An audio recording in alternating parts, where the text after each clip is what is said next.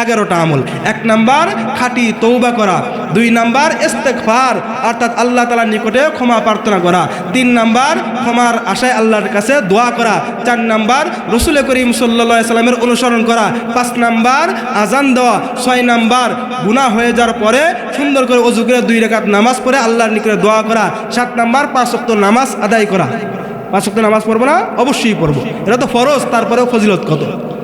8 number জামাতের সাথে নামাজ আদায় করা, 9 নাম্বার যখনই কোনো একটা গুনাহ হয়ে যায় সঙ্গে সঙ্গে করা একটা নেক কাজ করা, 10 নাম্বার জিকিরের মজলিসে উপস্থিত হওয়া, 11 নাম্বার বেশি বেশি আল্লাহর জিকির করা। এই আমলগুলো করলে বান্দার জিন্দেগীর সমস্ত গুনাহগুলো মাফ হয়ে যায়। এখন এই প্রত্যেকটার আমলের দলিল কোরআন এবং হাদিসের থেকে দলিল সম্পর্কে আলোচনা করব। 1 নাম্বার গুনাহ মাফের উপায় হচ্ছে খাঁটি তওবা, একানিষ্ঠ তওবা। কোনো বান্দা যদি খাঁটি তওবা করে, একানিষ্ঠ তওবা করে, তাহলে ওই ব্যক্তির জিন্দেগীর সমস্ত গুনাহ মাফ হয়ে যায়। উদাহরণ 6টা উদাহরণ দেব কোরআন এবং হাদিস থেকে।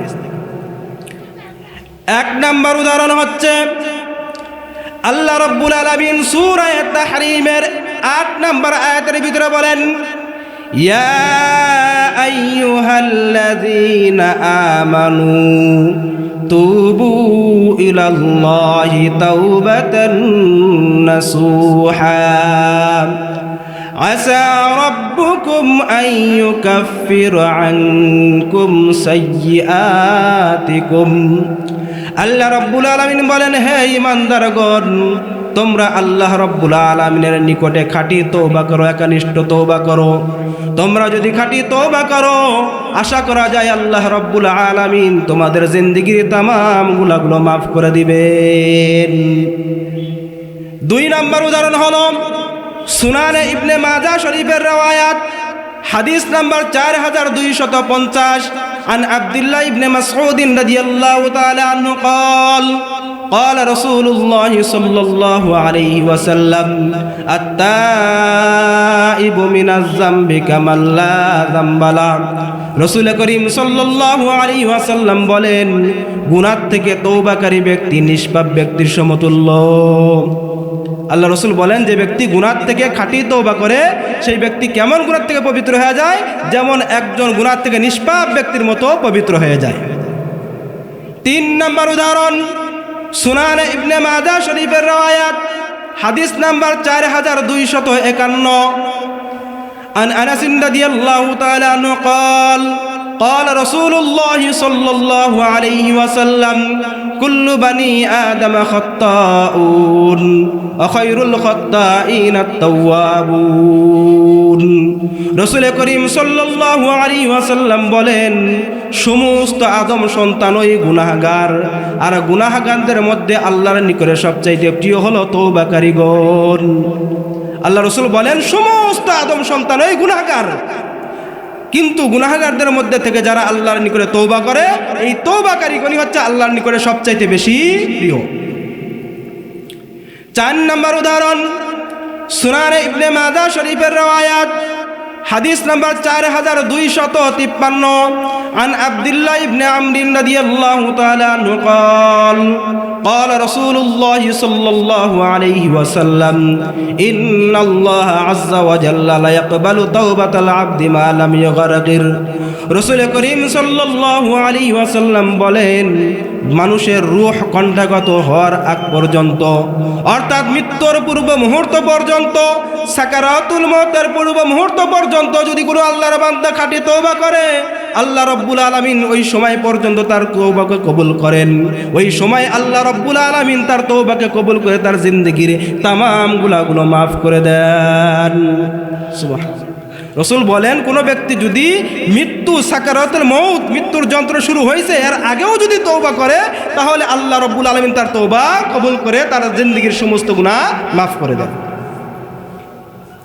5 নাম্বার উদাহরণ তিরমিজি শরীফের রওয়ায়াত হাদিস নাম্বার 3538 عن أبي هريرة رضي الله تعالى عنه قال قال رسول الله صلى الله عليه وسلم لله أفرح بتوبة أحدكم من أحدكم بضالته إذا وجدها رسول করিম সাল্লাল্লাহু আলাইহি ওয়াসাল্লাম বলেন, হে আমার সাহাবায়ে কেরামগণ, তোমাদের মধ্যে থেকে কোনো ব্যক্তির দামি সম্পদ, হারানো সম্পদ হারিয়ে যাওয়ার পর সেই সম্পদটা ফিরে পাওয়ার পর বান্দা যতটুকু আনন্দিত হয়, আমার আল্লাহ রব্বুল আলামিন বান্দার তওবা করার কারণে তার চাইতে বেশি আনন্দিত হন।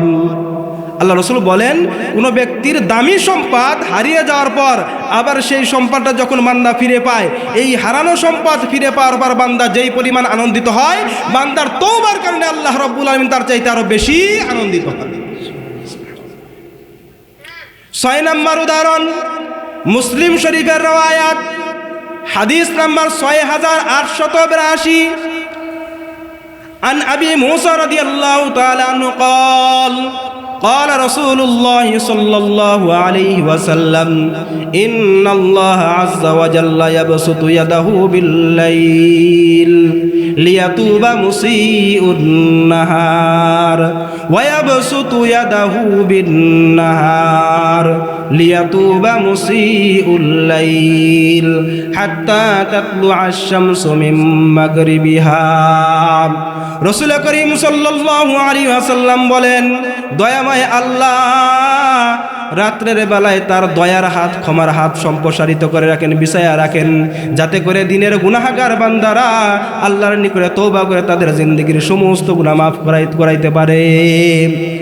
অনুরূপভাবে আল্লাহ রব্বুল আলামিন আবার দিনের বেলায় তার ক্ষমার হাত, দয়ার হাত বিছায়া দেন, যাতে করে রাত্রের গুনাহগার বান্দারা দিনের বেলায় তওবা করে তাদের জিন্দেগির तमाम গুনাহগুলো মাফ করাইতে পারে। আল্লাহ রব্বুল আলামিন এভাবে একদিন নয়, 2 দিন নয়, কিয়ামতের পূর্ব মুহূর্ত পর্যন্ত, হাত্তা তাতলু আশ-শামসু মিন মাগরিবিহা, যতদিন পর্যন্ত পশ্চিম দিক থেকে সূর্য উদয় না হবে ততদিন পর্যন্ত প্রত্যেকটা দিন, প্রত্যেকটা রাত আল্লাহ রব্বুল আলামিন গুনাহগার বান্দার গুনাহ মাফ করানোর জন্য তার ক্ষমার হাত বিছায়া রাখেন। আল্লাহ রব্বুল আলামিন কত দয়ালু যে বান্দার গুনাহ মাফ করার জন্য সারা দিন তার ক্ষমার হাত বিছায়া রাখেন, যে রাত্রে যারা গুনাহ করেছে দিনে তওবা করে যেন তাদের গুনাহ মাফ করাইতে পারে। আবার দিনের বেলা রাত্রের বেলা আল্লাহ রব্বুল আলামিন তার ক্ষমার হাত বিছায়া রাখেন, যাতে দিনের গুনাহগার বান্দারা তওবা করে তাদের জিন্দেগির সমস্ত গুনাহ মাফ করাইতে পারে। সম্মানিত উপস্থিতি, এই 6টা উদাহরণের দ্বারা একথা স্পষ্টভাবে প্রমাণ হলো যে কোনো বান্দা যদি খাঁটি তওবা করে, এই খাঁটি তওবার কারণে তার জিন্দেগির সমস্ত গুনাহগুলো মাফ হয়ে যায়। এখন আমাদেরকে জানতে হবে খাঁটি তওবা কিভাবে হয়, কিভাবে তওবা করলে পারে সেই তওবাটা খাঁটি তওবা হবে, একনিষ্ঠ তওবা হবে, আর সেই তওবার কারণে বান্দার জিন্দেগির গুনাহ মাফ হয়ে যায়। মুসলমান মায়েরা আমার, খাঁটি তওবা হওয়ার জন্য 4টা শর্ত রয়েছে।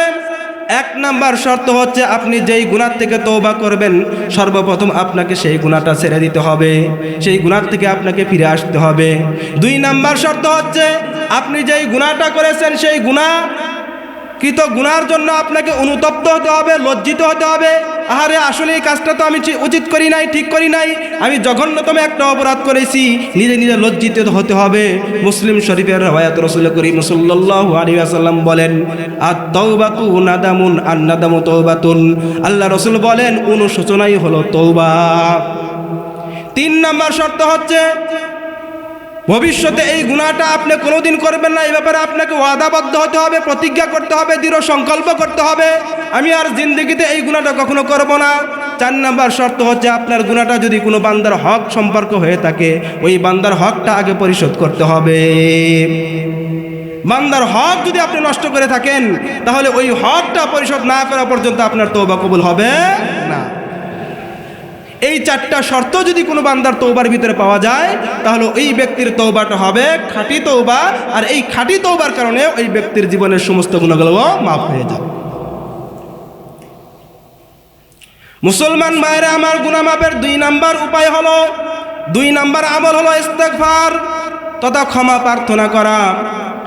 1 নাম্বার উদাহরণ, আল্লাহ রাব্বুল আলামিন সূরা আলে ইমরানের 135 নম্বর আয়াতের ভিতরে বলেন, ওয়াল্লাযীনা ইযা ফাআলু ফাহিশাতান আও যালামু আনফুসাহুম যাকারুল্লাহ فاستغفروا لذنوبهم ومن يغفر الذنوب إلا الله ولم يصروا على ما فعلوا وهم يعلمون আল্লাহ রাব্বুল আলামিন বলেন, আর যেই সমস্ত মানুষেরা যখন কোনো অশ্লীল কাজ করে, কোনো গুনার কাজ করে, অথবা গুনার মাধ্যমে নিজেদের নফসের উপরে জুলুম করে, যাকারুল্লাহ সঙ্গে সঙ্গে আল্লাহকে স্মরণ করে, ফাস্তাগফারু লিযুনুবিহিম এবং নিজেদের কৃত গুনার কারণে আল্লাহর নিকটে ক্ষমা প্রার্থনা করে, ওয়া মান ইয়াগফিরুয যুনুবা ইল্লাল্লাহ আর আল্লাহ ছাড়া গুনাহ মাফকারী আর কেউ নাই, ওয়া লাম ইউসিররু আলা মা ফাআলু ওয়া হুম ইয়ালামুন যেই গুনাহটা করেছে সে জেনে বুঝে এই গুনাহটা আর দ্বিতীয়বার করে না, ওই সমস্ত লোকজন হলো আল্লাহ তাআলার প্রিয় বান্দা। মুসলমান ভাইরা আমার, আল্লাহ রাব্বুল আলামিন সূরা নূহের 10, 11 এবং 12 নম্বর আয়াতের ভিতরে বলেন, ফাকুলতু আস্তাগফিরু রাব্বাকুম ইন্নাহু কানা গাফফারা ইরসিলিস সামাআ আলাইকুম মিদরারা ويمددكم بأموال وبنين ويجعل لكم جنات ويجعل لكم أنهارا আল্লাহ রাব্বুল আলামিন এই আয়াত তিনটার মধ্যে তওবার ইস্তেগফার করার 4টা ফজিলত বর্ণনা করছেন।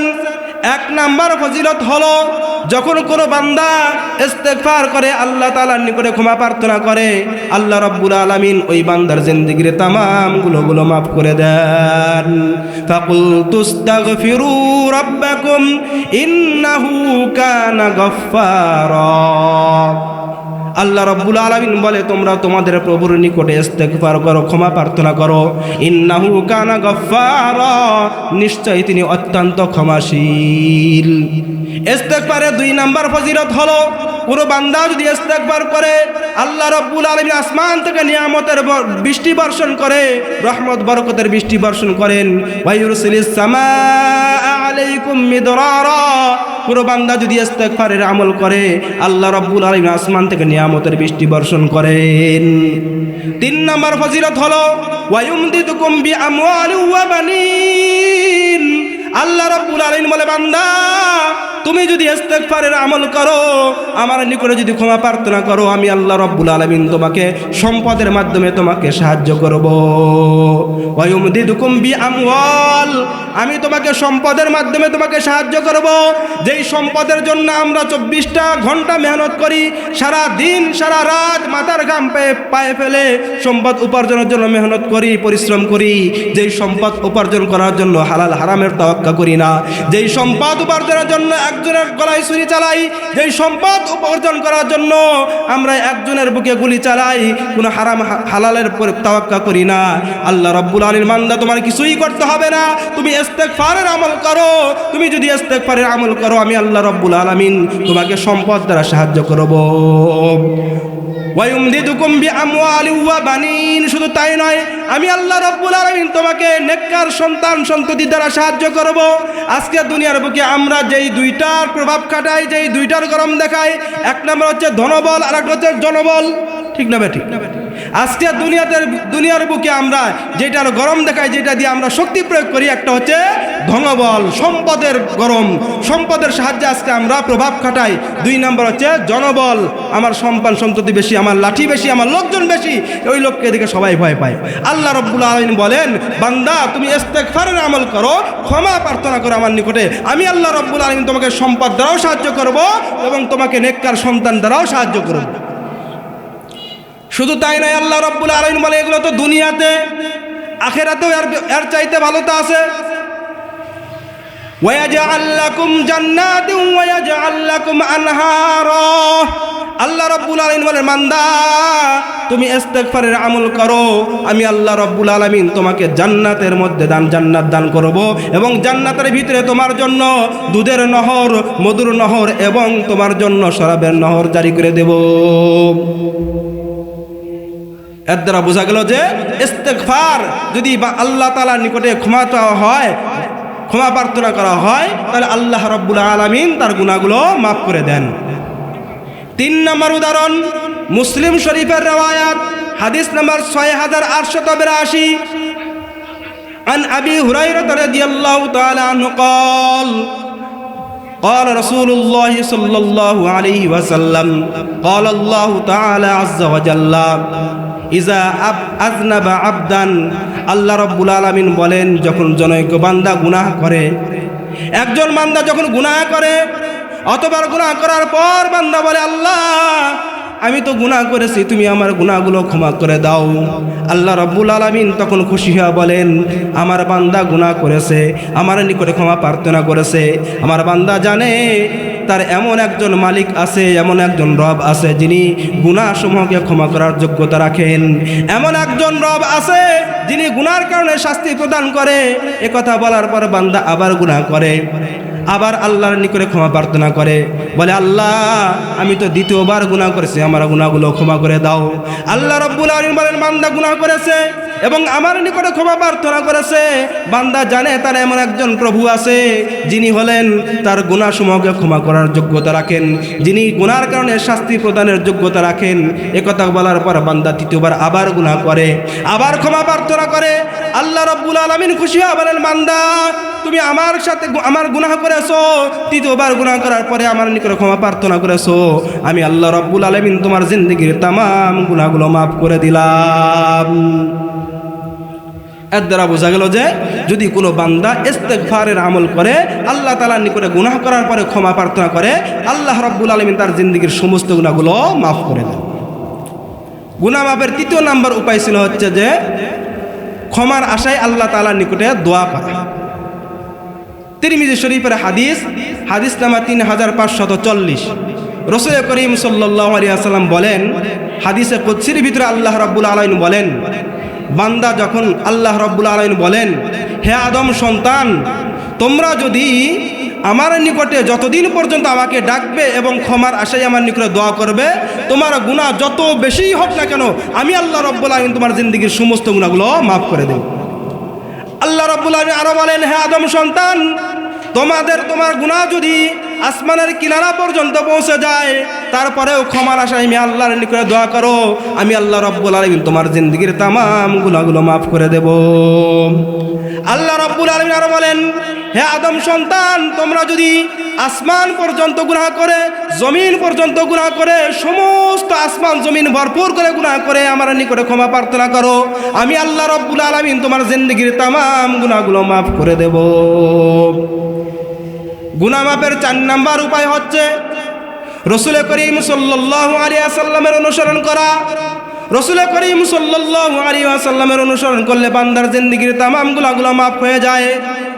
1 নম্বর উদাহরণ আল্লাহ রাব্বুল আলামিন সূরা আলে ইমরানের 31 নম্বর আয়াতের ভিতরে বলেন, কুল ইন কুনতুম তুহিব্বুনাল্লাহা ফাত্তাবিউনি ইউহিব্বুকুমুল্লাহু ওয়া ইয়াগফির লাকুম যুনুবাকুম ওয়াল্লাহু গফুরুর রহিম। আল্লাহ রাব্বুল আলামিন বলেন, হে আমার নবী, আপনি দুনিয়ার মানুষদেরকে বলে দিন, ইন কুনতুম তুহিব্বুনাল্লাহ, তোমরা যদি আল্লাহকে ভালোবাসতে চাও, ফাত্তাবিউনি, আমি রাসূলের অনুসরণ করো। তোমরা যদি আমি রাসূলের অনুসরণ করো, ইউহিব্বুকুমুল্লাহ, আল্লাহ রাব্বুল আলামিন তোমাদেরকে ভালোবাসবেন, ওয়া ইয়াগফির লাকুম যুনুবাকুম, রাসূলের ইত্তেবা করার কারণে, অনুসরণ করার কারণে আল্লাহ রাব্বুল আলামিন তোমাদের জিন্দেগীর তামাম গুনাহগুলো মাফ করে দিবেন। আল্লাহু গফুরুর রহিম, এবং আল্লাহ রাব্বুল আলামিন অত্যন্ত ক্ষমাশীল এবং দয়াশীল। অন্য এক হাদিসের ভিতরে রাসূল করিম সাল্লাল্লাহু আলাইহি ওয়াসাল্লাম বলেন, কুল্লু উম্মতি ইয়াদখুলুনাল জান্নাতা ইল্লা মান আবা। قيل ومن أبى قال من أطاعني دخل الجنة ومن عصاني فقد أبى। রাসূল করিম সাল্লাল্লাহু আলাইহি ওয়াসাল্লাম বলেন, আমার সমস্ত উম্মতরা জান্নাতে যাবে, শুধুমাত্র তারা ব্যতীত যারা আমাকে অস্বীকার করে। সাহাবায়ে কেরাম প্রশ্ন করেন, ইয়া রাসূলুল্লাহ, ইয়া হাবিবাল্লাহ, আপনার উম্মত হওয়ার পরেও আপনাকে অস্বীকার করে তারা কারা?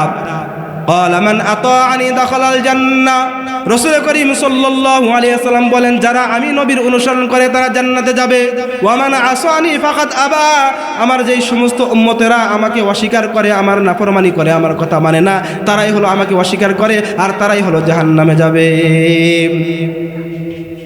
মুসলমান ভাইরা আমার গুনাহ মাপের 5 নম্বর উপায় হচ্ছে আযান দেওয়া মুয়াজ্জিন আযান দেয় না মাঝে মধ্যে সওয়াবের নিয়তে আযান দিবেন আযান দিলে বান্দার গুনাহ মাফ হয়ে যাবে প্রমাণ আবু দাউদ শরীফের হাদিস নাম্বার 515 قال رسول الله صلى الله عليه وسلم يغفر للمؤذن مدى صوته রাসূল করিম সাল্লাল্লাহু আলাইহি ওয়াসাল্লাম বলেন মুয়াজ্জিনের আযানের আওয়াজ যতদূর পর্যন্ত যায় ততদূর পর্যন্ত মুয়াজ্জিনের গুনাহগুলো মাফ করে দেওয়া হয় আল্লাহ রাসূল বলেন শুধু তাই নয় মুয়াজ্জিনের আযানের আওয়াজ যতদূর পর্যন্ত যায় ততদূর পর্যন্ত যত উদ্ভিদ রয়েছে গাছপালা তরু তরকারি যা কিছু রয়েছে শুকনা তাজা যা কিছু রয়েছে কাল কিয়ামতের ময়দানে সব কিছু মুয়াজ্জিনের ঈমানদারের ব্যাপারে সাক্ষী দিবে অন্য এক হাদিসের ভিতরে রাসূল করিম সাল্লাল্লাহু আলাইহি ওয়াসাল্লাম বলেন মান আযযারা সাবআ সিনিনা ঈমানান ওয়া ইহতিসাবান গুফিরা লাহু মা তাকাদ্দামা মিন যামবি রাসূল করিম সাল্লাল্লাহু আলাইহি ওয়াসাল্লাম বলেন যে ব্যক্তি ঈমান অবস্থায় সওয়াবের আশায় 7 বছর পর্যন্ত আযান দিবে আল্লাহ রাব্বুল আলামিন তার জিন্দেগীর तमाम গুনাহগুলো maaf করে দিবেন অন্য এক হাদিসের ভিতরে আছে রাসূল করিম সাল্লাল্লাহু আলাইহি ওয়াসাল্লাম বলেন মান আযযারা সিনতাই আশারা সানাতান ওয়াজাবাত লাহুল জান্নাহ রাসূল করিম সাল্লাল্লাহু আলাইহি ওয়াসাল্লাম বলেন যে ব্যক্তি 12 বছর পর্যন্ত সওয়াবের আশায় ঈমান অবস্থায় আযান দিবে তার জন্য জান্নাত ওয়াজিব হয়ে যাবে কত বড় সওয়াব তো গুনাহ মাফের 5 নাম্বার উপায় হচ্ছে আযান দেওয়া আযান দিলে বান্দার গুনাহ মাফ হয়ে যায় গুনাহ মাফের 6 নাম্বার উপায় হচ্ছে যখনই একটা গুনাহ হয়ে যাবে সঙ্গে সঙ্গে উত্তম রূপে ওযু করে ভালো করে ওযু করে 2 রাকাত নামাজ পড়ে আল্লাহ তাআলার নিকটে ক্ষমা প্রার্থনা করা তাহলে গুনাহ মাফ হয়ে যাবে যেমন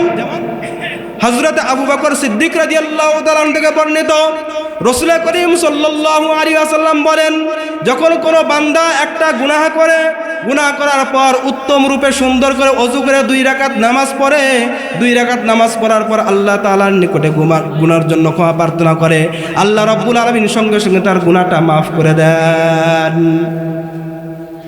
গুনাহ মাফের 7 নাম্বার উপায় হচ্ছে 5 ওয়াক্ত নামাজ পড়া এই যে আমরা 5 ওয়াক্ত নামাজ পড়ি এই 5 ওয়াক্ত নামাজের কারণে আমাদের গুনাহ maaf হয়ে যায় যেমন রাসূল করিম সাল্লাল্লাহু আলাইহি ওয়াসাল্লামের দরবারে একজন সাহাবী আসলেন আসার পরে বললেন ইয়া রাসূলুল্লাহ ইয়া হাবিবাল্লাহ হুজুর আমি তো একটা গুনাহ করে ফেলেছি কি গুনাহ করেছো সাহাবী বলেন ইয়া রাসূলুল্লাহ ইয়া হাবিবাল্লাহ আমি একজন বেগানা মহিলাকে চুম্বন করেছি আমার গুনাহ মাফের উপায় কি রাসূলুল্লাহ সাল্লাল্লাহু আলাইহি ওয়াসাল্লাম কোনো উত্তর দিলেন না সঙ্গে সঙ্গে কিছুক্ষণ পরে আল্লাহ রাব্বুল আলামিন একটা আয়াত নাযিল করলেন আকিমিস সালাতা তরাফাইন নাহার আকিমিস সালাতা তরাফাইন নাহার ওয়া যুলাফাম মিনাল লাইল ইন্নাল হাসানাতা ইউযহিবুনাস সাইয়্যাত রাসূল করিম সাল্লাল্লাহু আলাইহি ওয়াসাল্লাম বলেন আল্লাহ রাব্বুল আলামিন আয়াত নাযিল করে জানায় দিলেন হে আমার বান্দা তোমরা 5 ওয়াক্ত নামাজ আদায় করো এই 5 ওয়াক্ত নামাজ আদায় করার কারণে তোমাদের জিন্দেগীর সমস্ত গুনাহগুলো maaf হয়ে যায় অন্য এক হাদিসের ভিতরে রাসূল করিম সাল্লাল্লাহু আলাইহি ওয়াসাল্লাম বলেন হে আমার সাহাবায়ে কেরামগণ তোমাদের মনে কি আশা কোন ব্যক্তি তোমাদের কারো বাড়ির সামনে যদি একটা পুকুর থাকে একটা নদী থাকে কোন বান্দা যদি ওই নদীর ভিতরে দৈনিক 5 বার গোসল করে ওই ব্যক্তির শরীরে কোনো ময়লা থাকবে কিনা সাহাবায়ে কেরাম বলতেন ইয়া রাসূলুল্লাহ ইয়া হাবিবাল্লাহ যেই ব্যক্তি একটা নদীর ভিতরে একটা পুকুরের ভিতরে দৈনিক 5 বার গোসল করবে ওই ব্যক্তির শরীরে কোনো ময়লা থাকবে না আল্লাহ রাসূল বলেন কাযালিকা মিসলু সালাওয়াতিল খামস অনুরূপভাবে 5 ওয়াক্ত নামাজের উদাহরণই এমনই যখন কোনো বান্দা ভালোভাবে 5 ওয়াক্ত নামাজ আদায় করে এই 5 ওয়াক্ত নামাজ পড়ার কারণে এই ব্যক্তির আমলনামায় আর কোনো গুনাহ থাকে না অন্য এক হাদিসের ভিতরে আছে রাসূল করিম সাল্লাল্লাহু আলাইহি ওয়াসাল্লাম বলেন যখন কোনো বান্দা ফজরের নামাজ আদায় করে ফজরের নামাজ আদায় করার পর আবার যোহরের নামাজ আদায় করে তাহলে সঙ্গে সঙ্গে ফজর এবং যোহরের মাঝখানে যত গুনাহ হয়েছিল এই ব্যক্তির গুনাহগুলো maaf হয়ে যায় অনুরূপভাবে যোহরের নামাজ আদায় করার পর যখন আসরের নামাজ আদায় করে এই যোহর এবং আসরের মাঝখানে তার যত গুনাহ হয়েছিল সমস্ত গুনাহগুলো maaf হয়ে যায় অনুরূপভাবে যখন মাগরিবের নামাজ আদায় করে আসর এবং মাগরিবের মাঝে তার যত গুনাহ হয়েছিল সমস্ত গুনাহ maaf হয়ে যায় অনুরূপভাবে যখন কোনো ব্যক্তি এশার নামাজ জামাতের সাথে আদায় করে তখন এশার এবং মাগরিবের মাঝখানে তার যত গুনাহ হয়েছিল সমস্ত গুনাহগুলো মাফ হয়ে যায়। আল্লাহ রাসূল বলেন, যখন কোনো ব্যক্তি ফজরের নামাজ জামাতের সাথে আদায় করে এবং এশার নামাজ জামাতের সাথে আদায় করে, এশার নামাজ জামাতের সাথে আদায় করার পর ফজরের নামাজ জামাতের সাথে আদায় করে, ওই ব্যক্তির সারা রাত্রি নফল নামাজ ইবাদতের সওয়াব আল্লাহ রাব্বুল আলামিন লিখে দেন। এর দ্বারা বোঝা গেল যে 5 ওয়াক্ত নামাজ আদায় করলে বান্দার গুনাহগুলো মাফ হয়ে যায়।